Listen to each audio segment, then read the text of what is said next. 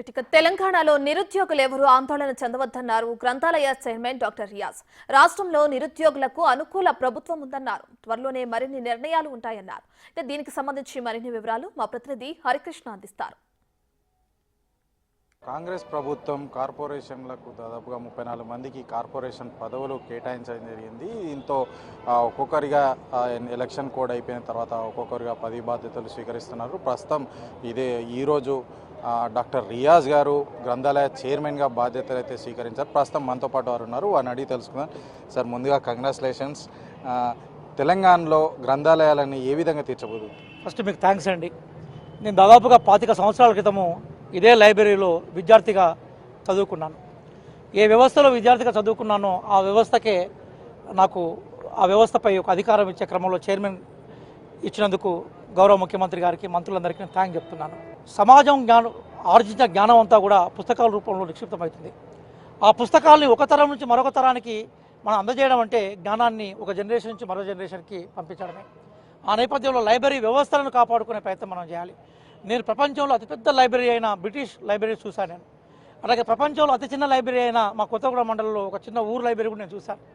కాబట్టి లైబ్రరీస్ ఈరోజు డిజిటలైజేషన్ బాగా పెరిగినప్పుడు, అంటే మొబైల్ ఫోన్ వాడకము, సిస్టమ్స్ వాడకం బాగా పెరిగినప్పుడు లైబ్రరీలో ఉండే పుస్తకాలన్నీ కూడా అందరికీ అందుబాటులో రావాలనుకున్నప్పుడు పుస్తకాలను డిజిటలైజ్ చేయాలి.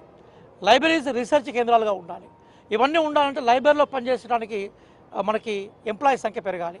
చాలా లైబ్రరీలో వేకెన్సీస్ ఉన్నాయి, ఖాళీలు ఉన్నాయి. నేను మొట్టమొదటిసారిగా ఫోకస్ చేసేది ఎక్కడెక్కడైతే లైబ్రరీలో ఖాళీ పోస్టులు ఉన్నాయో వాళ్ళకి ఉద్యోగ అవకాశాలు కల్పించే క్రమంలో నోటిఫికేషన్ క్రియేట్ చేస్తాం. అదే క్రమంలో ఈ వస్తున్న జాబ్ క్యాలెండర్లో వీటిని ఇంక్లూడ్ చేసే ప్రయత్నం చేయడంలో నా భాగస్వామ్యం ఉంటుంది.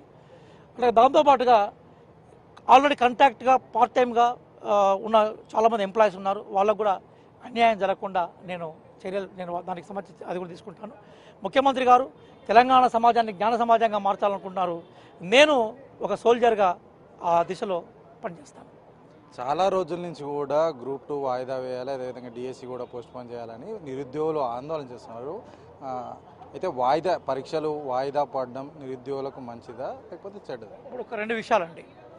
మేము ముఖ్యమంత్రి గారు ఆదేశం మేరకు అనేక మంది నిరుద్యోగులకి విద్యార్థులతో సంభాషించి వాళ్ళ అభిప్రాయం తీసుకుపోయి ముఖ్యమంత్రి గారికి ఇచ్చాం. అందరూ ప్రో అండ్ కాజ్ ఉంటే బాగుంటుందని చెప్పాం. నిర్ణయం చేసేది మాత్రం సంస్థలే. ఎందుకోసం అంటే తెలంగాణ రాష్ట్ర ప్రభుత్వము ఏ గవర్నమెంట్ ఫంక్షన్లో కూడా డైరెక్ట్గా ఇన్వాల్వ్ కాదు, సజెషన్స్ రూపంలోనే ఉంటుంది. అంటే బోర్డులకు సంబంధించి విషయానికి వచ్చినప్పుడు ఇప్పుడు తెలంగాణ స్టేట్కి సంబంధించిన పబ్లిక్ సర్వీస్ కమిషన్కి వాయిదా వేయడం వల్ల లాభాలేంటి, వేయకపోవడం వల్ల లాభాలేంటి, 2 విషయాలు చెప్పాము మేము. అలాగే డిఎస్సి విషయంలో కూడా డిస్కస్ చేశాం. నాకు తెలిసి విత్ ఇన్ షార్ట్ పీరియడ్లో విద్యార్థులకు సంబంధించిన విషయాల్లో ఒక న్యాయబద్ధమైన వైఖరిని ప్రభుత్వం తీసుకుంటుంది, అందరికీ న్యాయం చేస్తున్న విషయాన్ని మేము చూస్తున్నాం. మా అభిప్రాయాలను కాంబినేషన్ మేము చెప్పాము. మేము ఎప్పుడు కూడా ప్రో స్టూడెంట్సే ఉంటామన్న విషయం మాత్రం గుర్తుపెట్టుకోవాలి. వ్యక్తిగతంగా, పార్టీ పరంగా, ప్రభుత్వ పరంగా ఈ వ్యవస్థ అంతా విద్యార్థులకు అనుకూలంగా ఉంటుంది. అందుకోసం విద్యార్థులు ఏం కోరుకుంటారో అదే చెప్పాము. బహుశా రిజల్ట్ కూడా అట్లా రావాలని వస్తుందని ఆశిస్తున్నాం మేము. అంటే నిన్న రేవంత్ రెడ్డి కూడా మాట్లాడుతూ జేఎన్టీయూలో మాట్లాడుతూ ఎగ్జామ్స్ పోస్ట్పోవడం వల్ల నిరుద్యోగులు నష్టపోతున్నారని కూడా ఒక వ్యాఖ్యలు చేశారు. రేవంత్ రెడ్డి గారు ఒక సుదీర్ఘమైన ప్రణాళికతో చెప్పారు. చాలా వారిని ఆహ్వానించాలి. వారు ఏమన్నారంటే ఈ సమస్యకు పరిష్కారం ఏంటి అంటే జాబ్ క్యాలెండర్ ఇచ్చి సిస్టమేటిక్గా ఎగ్జామ్స్ పెట్టే పరిష్కారం అన్నాడు. మరి జాబ్ క్యాలెండర్ అనేది చాలా గొప్ప విషయం కదా. జాబ్ క్యాలెండర్స్ కన్ఫ్యూజన్ మనకు ఉండే అవకాశం ఉండదు కదా. కాబట్టి జాబ్ క్యాలెండర్ మీద మాట్లాడారు. ఇక్కడ ముఖ్యమంత్రి గారు మాట్లాడిన పాజిటివ్ విషయాలను కూడా తీసుకోవాలి కదా. అలాగే ఎగ్జామ్స్ పోస్ట్పోన్మెంట్ కూడా మీద కూడా ముఖ్యమంత్రి గారు ఏమన్నారు, మేము ఉద్యోగాలు ఇవ్వాలనే ప్రయత్నంలో ఉన్నాం కాబట్టి మీరు ఆ దిశగా విద్యార్థులను అర్థం చేసుకోమన్నాడు. కానీ నిర్ణయం మాత్రం బోర్డులేదని చెప్పారు కదా. ఇక్కడ ముఖ్యమంత్రి గారి వ్యాఖ్యలు ఏవైతున్నాయో సరైన కోణాలు చేశారు. సరి అయిన కోణాలు అర్థం చేసుకున్నప్పుడు అవి సరిగ్గానే వినబడతాయి. Thank you sir. మొత్తానికి మళ్ళీ వన్స్ అగైన్ కంగ్రాచులేషన్స్. చూస్తున్నాగా మొత్తానికి ఏదైతే గ్రంథాలయ చైర్మన్గా ఈరోజైతే బాధ్యతలు తీసుకున్నారు. గ్రంథాలయానికి ఖచ్చితంగా అభివృద్ధి చేస్తాం నాలెడ్జ్ సెంటర్లుగా. అదేవిధంగా నిరుద్యోగులు ఏదైతే కోరుకుంటున్నారో అదొక నిర్ణయాన్ని మేము సీఎం రేవంత్ రెడ్డికి ప్రకటించాము.